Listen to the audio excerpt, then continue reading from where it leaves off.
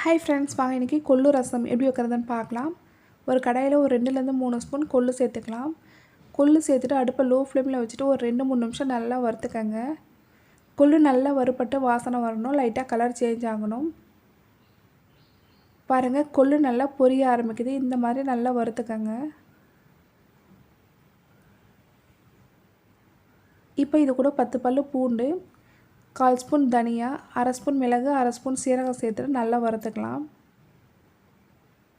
அடுப்பை லோ ஃப்ளேமில் வச்சு நல்லா வறுத்துக்கங்க. பாருங்கள், எல்லாமே நல்லா வறுப்பட்டுடுச்சு. இப்போ இதை ஆஃப் பண்ணிவிட்டு கொஞ்சம் நேரம் ஆற விடலாம். பாருங்கள், எல்லாமே நல்லா ஆறிடுச்சு. இதை ஒரு மிக்ஸி ஜாரில் சேர்த்துக்கலாம்.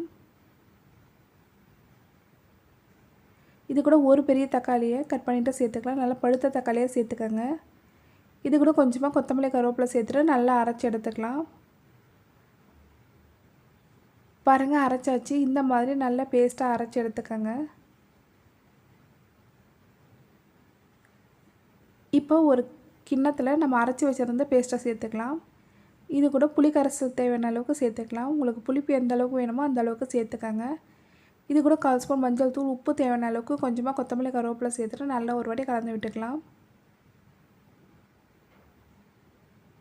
இது கூட தேவையான அளவுக்கு தண்ணி சேர்த்துக்கலாம். தண்ணி சேர்த்துட்டு திரும்பவும் ஒரு வாட்டி நல்லா கலந்து விட்டுக்கலாம்.